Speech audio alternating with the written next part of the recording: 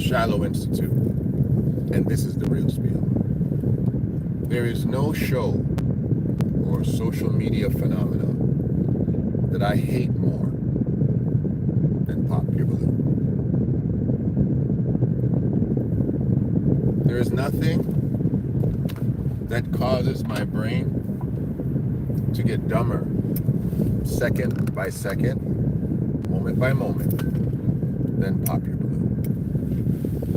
It is one of the worst social fad television phenomena and social media in this world phenomenon that we have ever had. But it's a principle, it's a concept, and I'd like to get into it today. Some of you need to pop that balloon and level up. Yep, need to pop that balloon and level up. Let me explain what I mean by that. I had a weird reoccurring dream last night about a member of my particular church reformation. I won't say the person's name or whatnot, but in the dream, she had invited a few of us to go to a new apartment that she was getting. And I don't know why I was on the list to go to this apartment, but I said, yeah, I'll go. I want to see where you're going to be living. And so a few of us went. She's an older lady. Mature, I should say it like that. Mature woman. And she has a grown daughter. We went, and there's a Indian woman who is the real estate agent. She's with us too. Shorter, longer, black-haired lady. Also, probably 40 something years old. So we get to this area, we get to this building. There's an older black man, clearly in his 70s, might be even older, sitting there on a chair outside of the potential apartment adjacent to hers.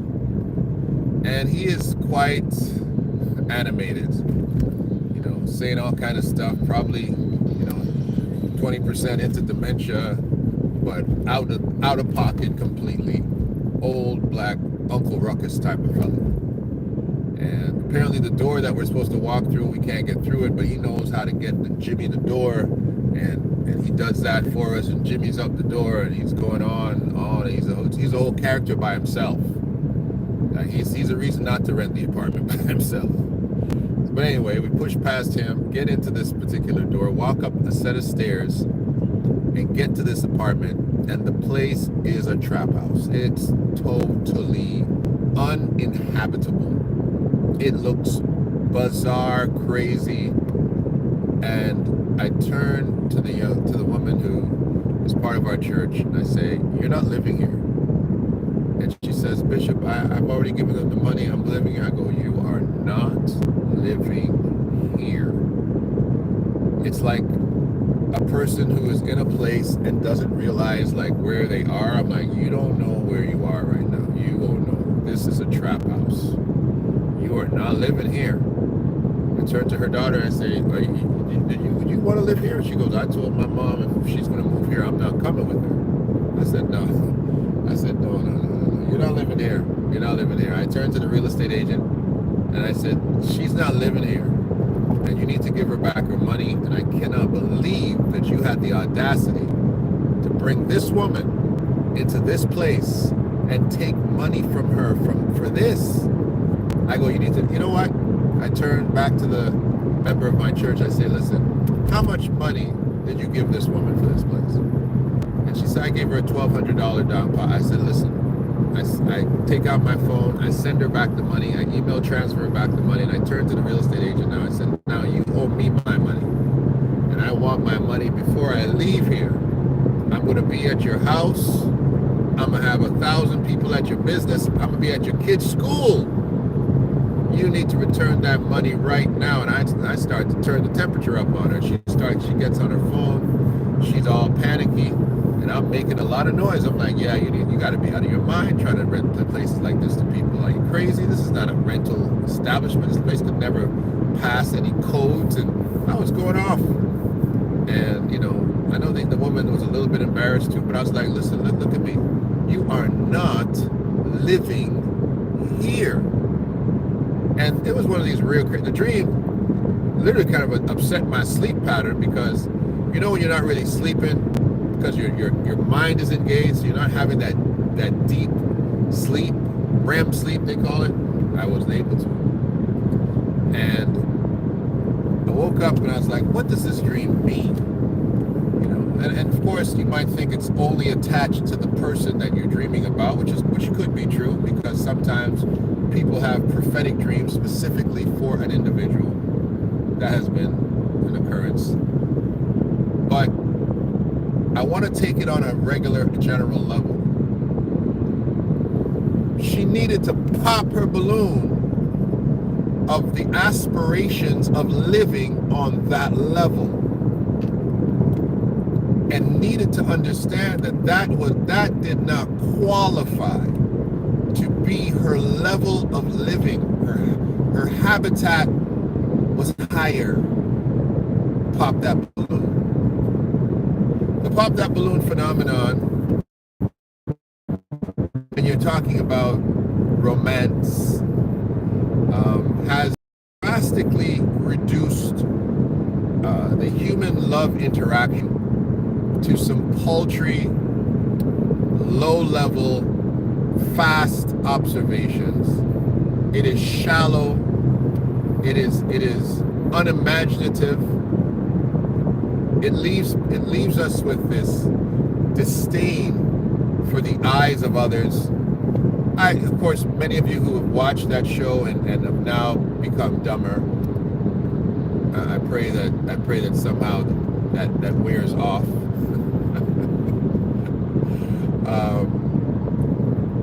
I've heard, oh, you know, I didn't like the shirt he had on. I didn't think her ensemble was on point. You are evaluating. You're there to find love. And you're telling me that the shirt the person wore that day is going to turn you off. You know, and all these things that are really indictments on the shallowness of our culture, because these people are not. They're not. What's the word I want to use? They're not anomalies. They are how we think. They are how the majority of the culture sees life, as something as low as, oh yeah, I don't like his watch, and I could never date a man with a watch like that, like stupidness like that. Just not really learning about the person, being on the surface, looking at the outside, and being very engaged in what's happening on the outside of a human being's life, but never really trying to look on the inside of a human being's life. And I'm saying to everybody, pop your balloon and level up. We have, I believe, identified that there's a large portion of the culture today has major personality disorders. Major personality disorders. Undiagnosed mental health. And interestingly enough, the people who have brought it to our attention have mostly been the mentally ill women who have been claiming that the men in their lives have a personality disorder. You guys have brought it to the forefront to cause us to really look at things and say, you know what? This disorder that you're calling out actually belongs to you. You're right. But I'm saying that generation of belligerent females who have not been able to take self-accountability for their own behavior, their own mental weakness, and their own emotional turmoil.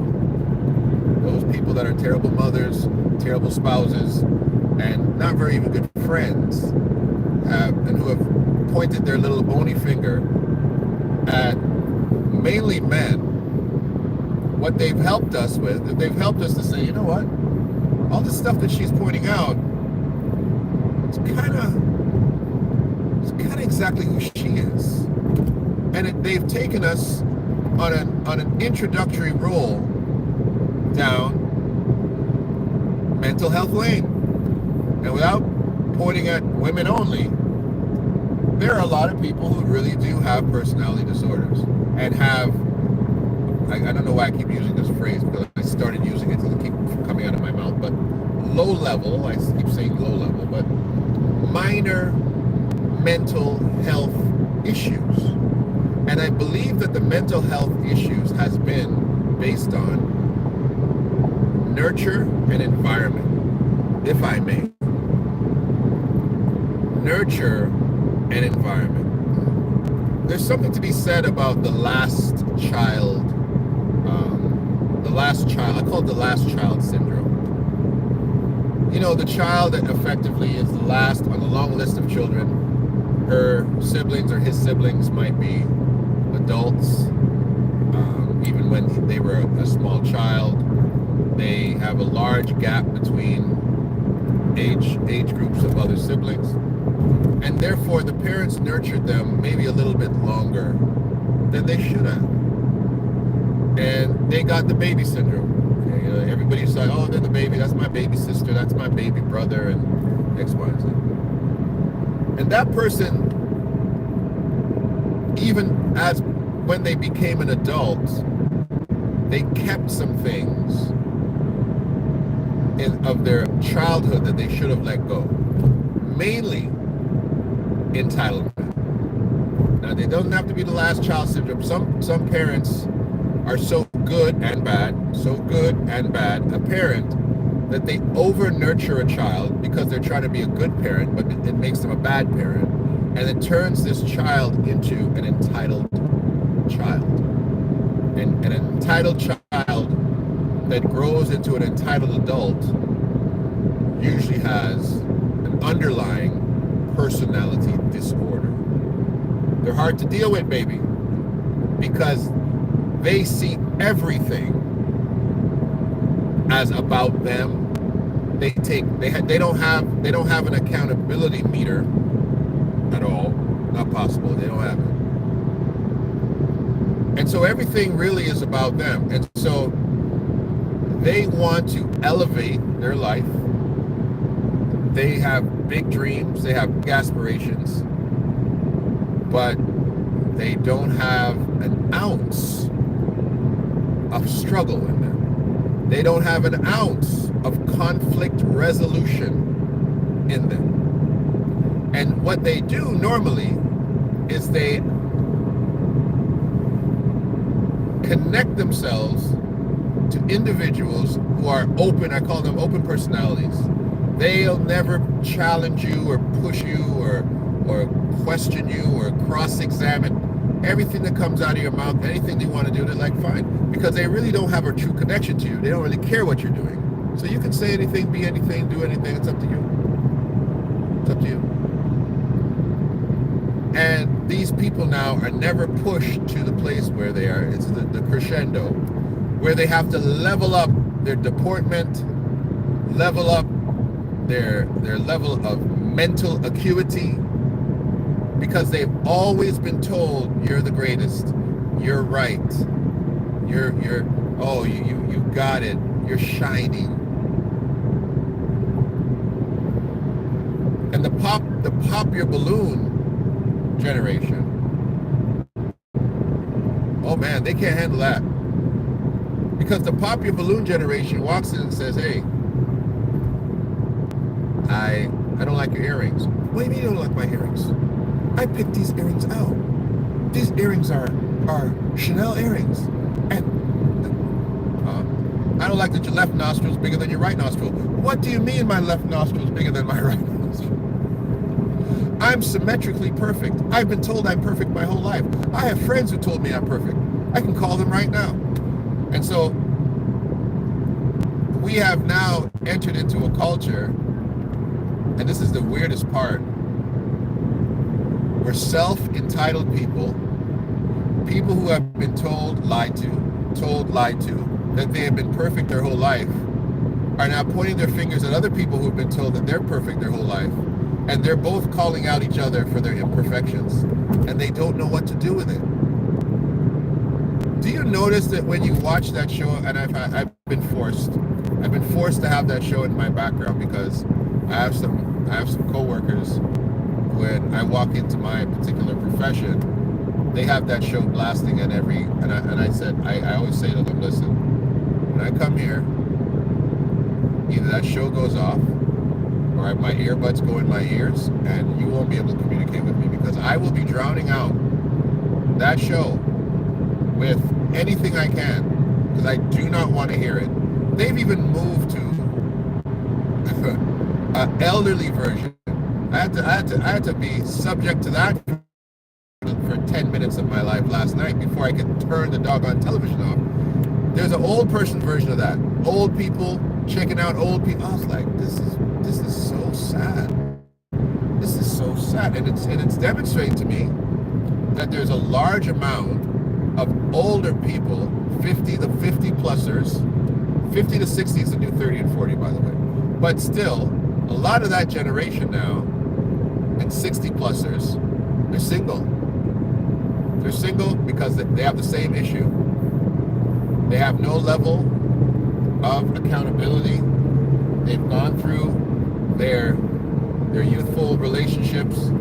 They've ended up alone in their elderly years, and they're begging for companionship, but they're terrible companions. Horrible companions. They have no ability to live with each other. And it's wild that we have this massive gap of single people. They've had kids, they've been married, but they cannot cohabitate. They want relationship, but really they want companionship. They don't really want relationship because they don't know how. So what they're begging for now is companionship without relationship. I heard these old suckers go on there last night. Are you interested in being married? Oh, one person said, maybe. Other people answered it basically the same way, saying, oh, it's an option. So they don't really want relationship. They're lonely. They want companionship. They don't want to die alone. They want to go on vacation with somebody that they can. It's not even about paying bills either. It's not. I wish it was about survival. It's not even about survival. It's about the fact that the adage of Yahweh that it is not good that man should be alone echoes on the inside of them, and they can't be alone, but they cannot be in relationships either because they make horrible spouses. It's bad. Now, this speaker is not immune. The difference with me is I'm not really super desiring of companionship, and I'm cool being alone. I'll be that old fuddy-duddy man living by himself. I'm good. I'm actually perfect being alone, as long as I have a maid and a housekeeper and a gym membership. Yeah, companionship is overrated if you got to deal with a lunatic. But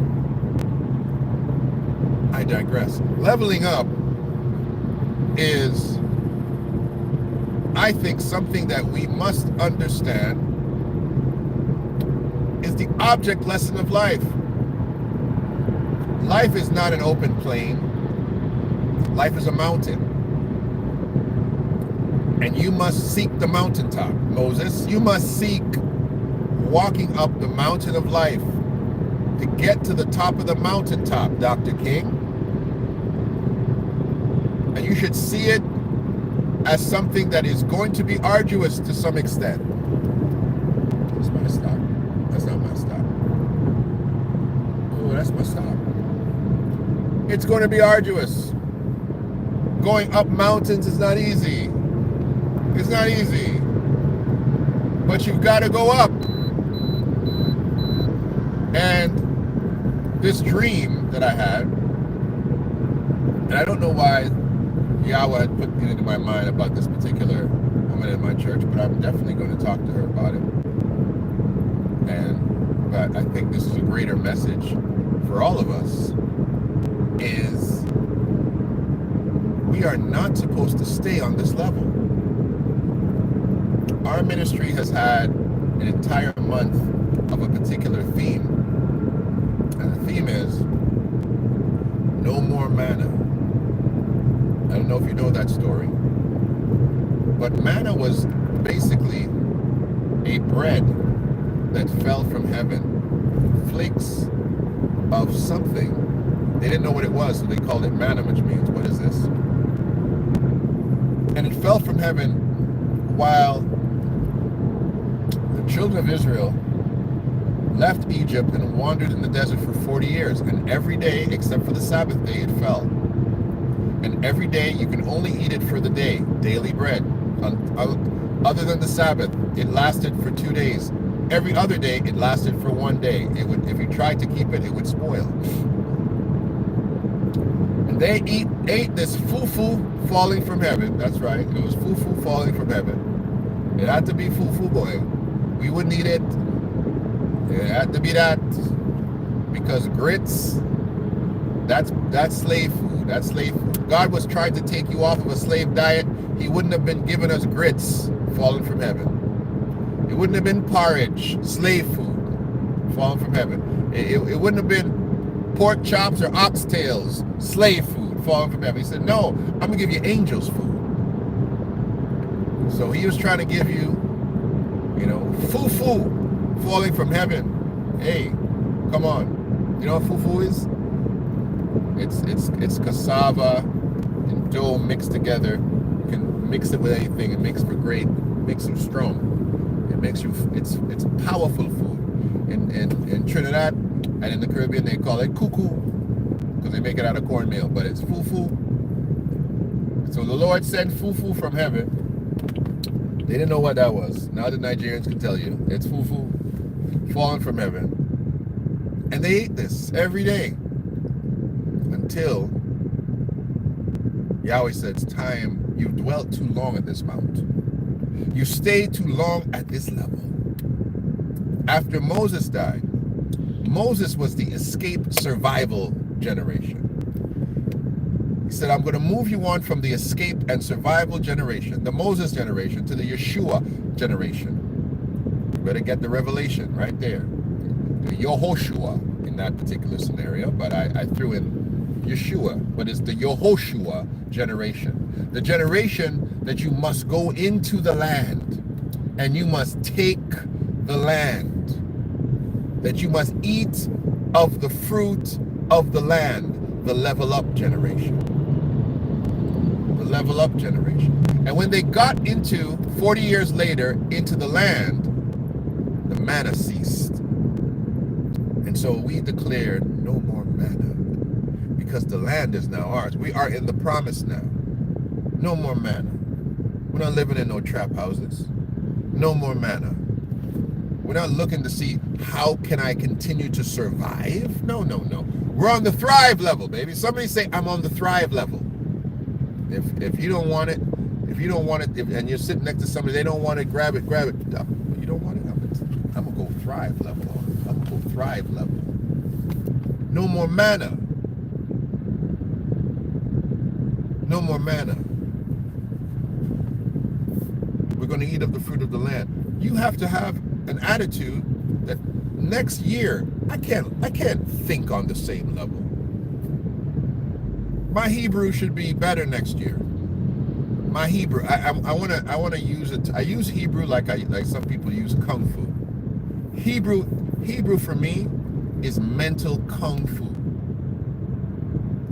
Kung fu, the word kung fu means time and work. That's all it means. Time and work. It means that these skills don't come without putting time in and working on them. It's kung fu.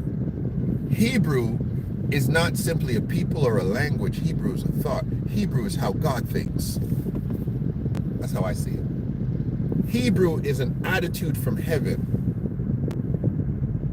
Hebrew is a mentality that God is trying to give us. And so if God is trying to give me a mentality, that means I can't have the same mentality this year that I had last year.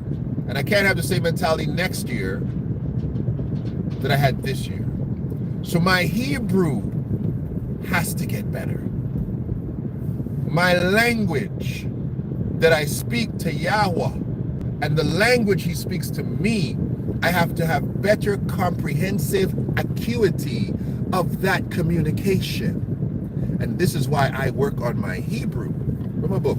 Where's my Hebrew book? Dr. Israel. You gotta have two books for Dr. Israel. You gotta have two books. You gotta have a workbook, right? Which is my workbook? I don't know. Yeah, this is my workbook. And then you gotta have the book that you translate all of the good stuff. This becomes now my new textbook for teaching you Hebrew. So I got my workbook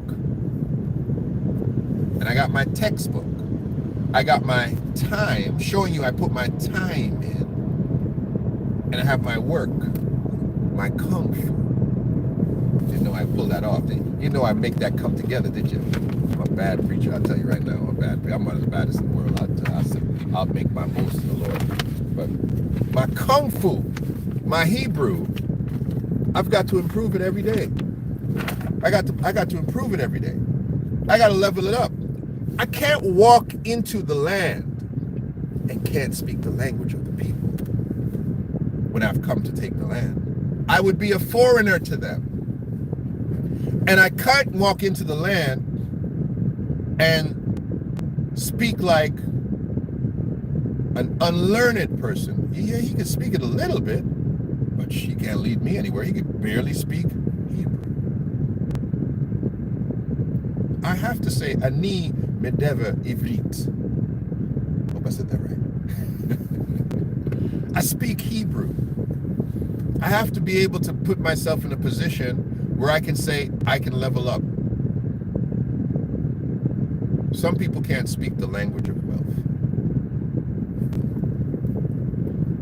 Some people can't speak the language of royalty. Some people can't speak the language of higher class level, higher pedigree. Some people can't speak the language of faith. I heard, there was an old adage that I heard about an investor, the investor mantra. They say this is how you need to invest. You got to be greedy when everybody is being scared. And you have to be scared when everybody's being greedy. Well, I listened to that and I said, that sounds like a very worldly thing to say, and I understand it from their perspective. But I'm going to add something to it. I'm going to add what I call the Christian mantra. Your money perishes with you. King James says, thy money perish with thee. Because it's fantastic that some people are on a money level. Elon Musk is on a money level.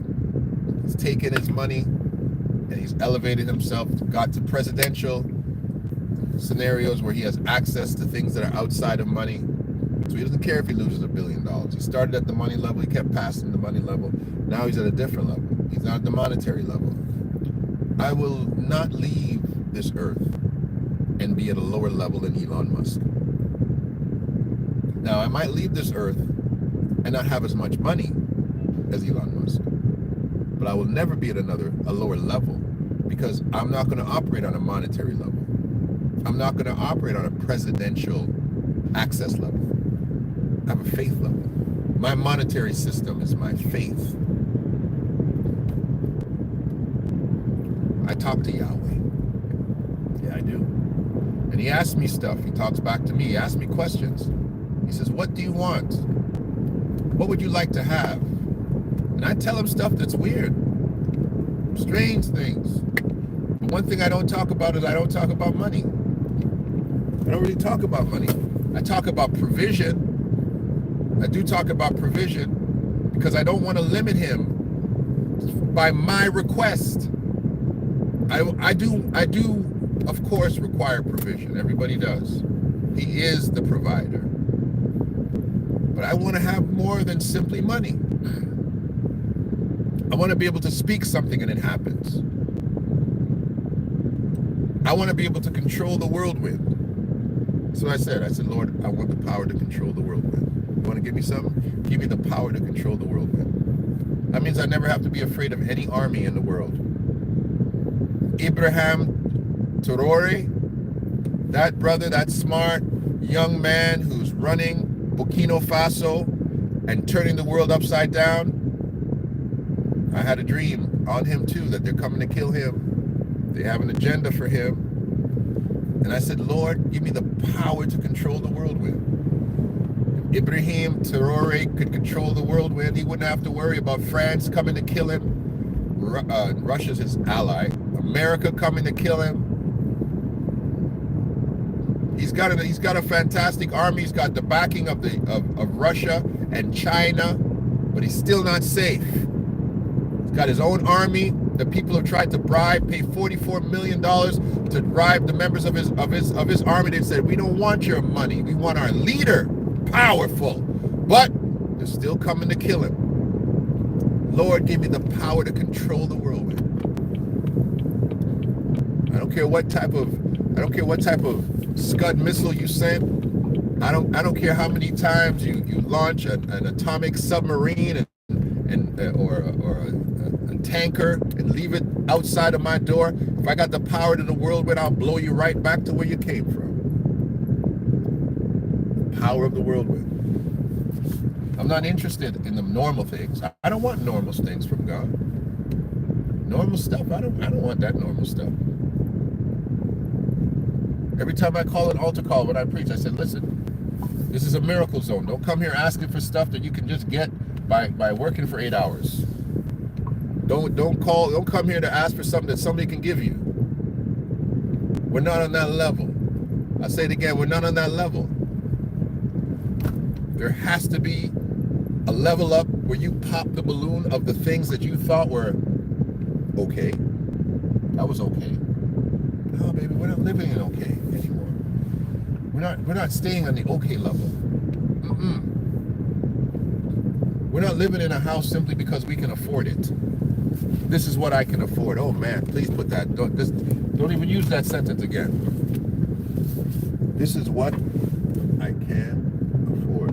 Why do you want to get run over today? Just common sense.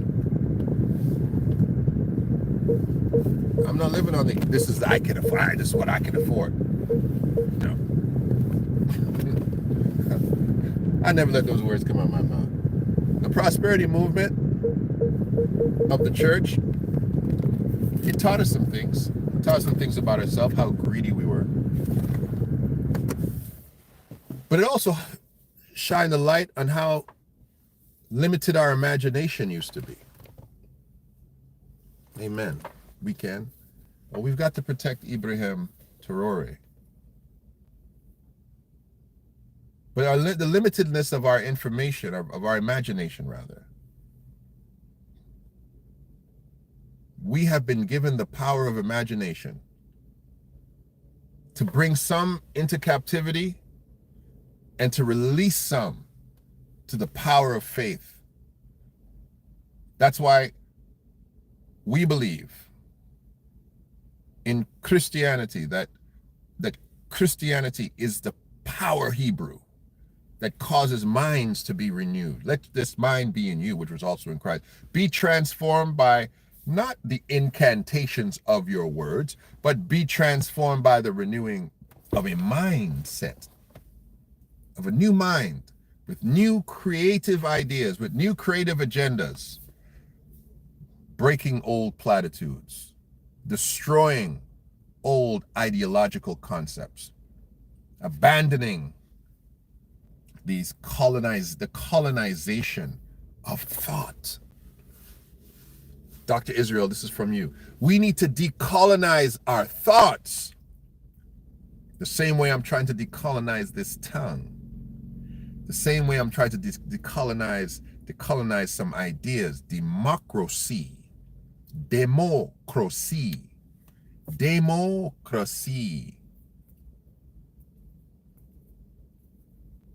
No. I don't think I want it. You don't like democracy? You don't like democracy? What does it mean? What does it really mean? Democracy. You tell me what it really means. But you've been told that the opposite of it is evil. Community is the opposite of democracy. Communism, the community ideology, is evil, but the democracy is good.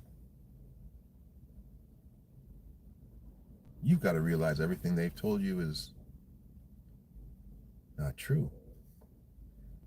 It's crazy. Black Panther X. If everything they told us is not true,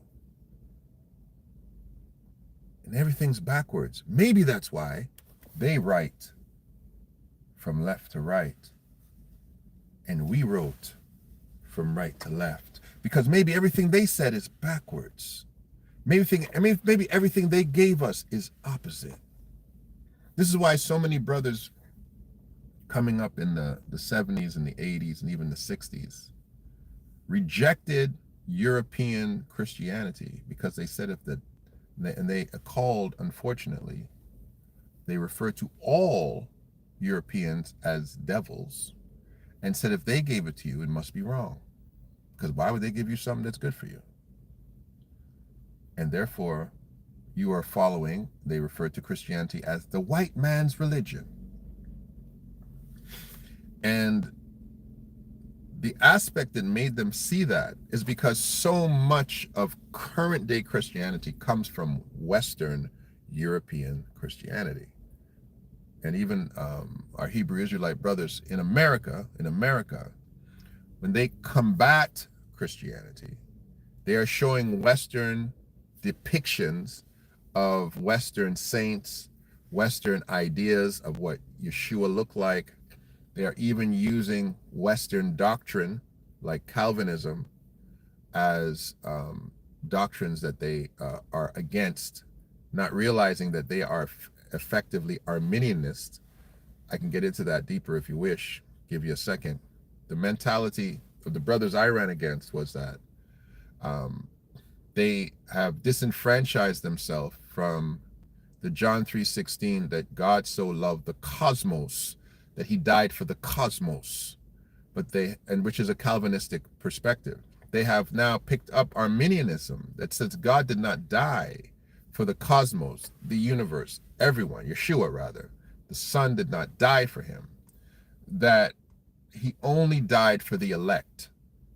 And they consider, of course, themselves that elect, and therefore Yeshua did not die for everyone. He only died for them, is their mentality, which is Arminianism, and which is also Western. So even as they've attempted to decolonize their theology by abandoning one 16th century European theological thought, they picked up a different 16th century European theological thought to combat the first one, right? Which is why in your pursuit to knowledge, the first key is to understand source. In your pursuit, in your research, you must understand the source of the thought, right? You must understand the source. I'll give you an example. Why don't you take these stones and turn them into bread? Right? Somebody said that. And the person who listened to that thought, take these stones and turn them into bread, realized that the origin of that mentality was not source. So they took the speaker to source and said, man shall not live by bread alone. And they took them back to source, because source is always the true root of a thought. Anytime you quote something, understand the source. Because if I said it and my desire was evil, then the quote comes from the fruit of an evil tree, right? When you're doing, there's something in law, um, in respect to evidence, that if the evidence shows up the wrong way, right? The fruit of the evidence came the wrong way, meaning you didn't get a search warrant, um, you broke constitutional laws, you broke the person's charter rights. To get this evidence, the evidence has to be abandoned because the source was bad. You understand where I'm going? Listen to me. I'm going to teach you something about the world. Popping your balloon is identifying, I don't like the source of this. That's what it should be, but it's not anymore. Popping the balloon for our current mentality is, I don't like what I'm seeing. I don't like what I'm hearing. I don't like how you make me feel. But you have not investigated what is the source. Because there's an old adage that says, he chastens who he loves. That means he whoop your behind. He whoops your behind if he loves you. Is the source of the quote is speaking of Yahweh. He chastens, he corrects, he disciplines who he loves. And so that means that even discipline must come from a source of love in order for me to receive it. If you're just simply disciplining me for the sake of discipline, correcting me because you like to see me corrected, then even though your discipline might be true and your correction might be accurate, I still should reject it. But we've gotten to the place where we don't know anymore. We just say, I don't want discipline. I want acceptance. I want tolerance. I have the right to be right, even though I might not be right, but I have the right to be right. So you have to assume that I'm right because you don't have the right to tell me I'm not right. And that's where we're living right now. That's where we operate now. And so everybody says, well, your level might not be my level, and what I consider to be good, you might not consider to be good. The devil is a liar. Because there are some things that are universal. There are some principles that you're supposed to have. And that's why Yeshua said, in my Father's house, there's many mansions. And if it were not so, I wouldn't tell you. He didn't say, in my Father's house, I have a bunch of, particular residential plans. I've got a couple of basement apartments. I've got some duplexes. I've got some high rises. I've got some 2 stories and some 3 stories. He didn't say that because he says, in my Father's house, hey, Yahweh, there's many mansions. Because there's a level that you're supposed to be at. There's a level that everyone who follows a particular ideological path, who follows the true source, you're supposed to be at that level. Everyone's supposed to be at that level. Well, why do you say everyone? You live in a nation right now, if you want to communicate, you're told everyone needs to speak English. And you're told that if you can't speak English, you are below the standard of the culture. In fact, most places, in order to get citizenship now, you have to pass an English test. You have to speak English at a particular what's the word I'm going to use? Level. And the lack of English disqualifies you from lack of citizenship. And some people say, that's not right. Right? That's what you'll say in your Western liberal mentality. Then you fly across the waters and you go over there to a place called the United Arab Emirates, right? And they'll tell you, if you're not Islamic, you can't be a citizen here. You can't be. We don't care we don't care how well you speak Arabic. You're not on our spiritual level, and so therefore you could never be a citizen here. But you can work. You can make us money. You can bring us our coffee. You can drive our cars for us. You can protect us. But you can't be a citizen. And you run over there and you still work. Because you say, I want to go to Dubai and get a job in Dubai. Dubai tells you can't be a citizen. America tell you that. You'd be like, how dare you? I have rights. But you go over there and you better wear a burqa. You better not you better not go in there and sleep with their women. You better not drink alcohol in the wrong place. Don't try and smoke no weed over there. You don't have the same what? Rights. But you're not upset because it's over there. You feel you need to have rights over here. You need to decolonize your mind. Pop your balloon, baby. This is Del K. Brereton, and this is the Shiloh Institute, the real spiel. Don't stay on that level. I'm talking to you. You know I'm talking to you. I came to talk to you. Don't stay on that level. That's not your level. No more mana. No more survival instincts. You don't need them. You don't need survival instincts. You're not living in a concrete jungle. In the 70s and the 80s, you might have. You're not living in a concrete jungle. Step out into the land. It has been given to you. Giants know you're coming. They know you're coming. They know nothing that they have can mess with you. Jericho has seen you coming. They've seen the pillar of fire by night and the pillar of cloud by day because you control the whirlwind. They know you're coming. And when you step into that environment, don't try to fit in. Don't try to fit in. Break, break down some walls because you have been made for it to fit you. I know who I'm talking to. Do you know I'm talking to you? I know who I'm talking to. I know who I'm talking to. I'm talking to you. We are not individuals who have been born, pushed out of your mother's womb to fit in some cog of somebody's job. Stop talking about your vocation. That's not your purpose.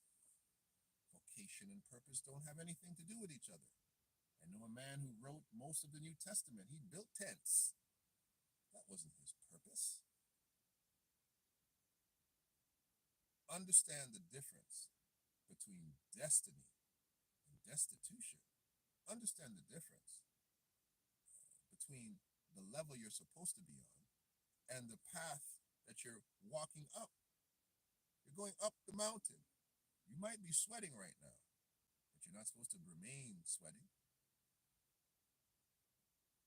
There's levels to this in your life and in mine. You must understand we are building a new world. Dr. David Israel, thank you for that. Don't be happy with the current world that you're in. Don't ever get comfortable with the current world you're in. And keep talking to the source. You are not the source. Just remember that. You're not the source. Talk to the source. Talk to Yahweh. Develop the comprehensive language and communication. Understand the mentality. Understand where you are in the world. Wake up out of your matrix, black man. Wake up out of your matrix, Afro-Semitic woman. Wake up out of your matrix, Arabic man, Aramaic man. Wake up out of your matrix, Viking. Wake up. This ain't your level. This ain't your level. And I'm using the bricks of level building. The entire thing has been built with words and ideas.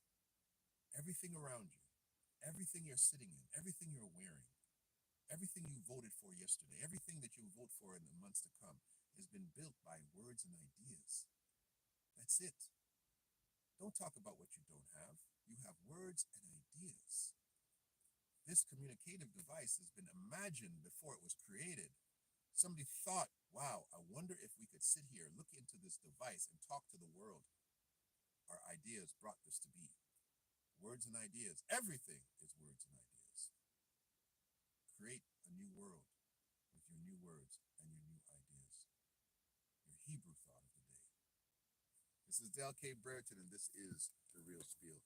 Please share. Please subscribe. Please become a participant in the workmanship of the new world with me. Grace and peace. Good night, good morning, good afternoon, Boker Tov, Erev Tov, wherever I find you. Remember these words with me. We'll talk soon.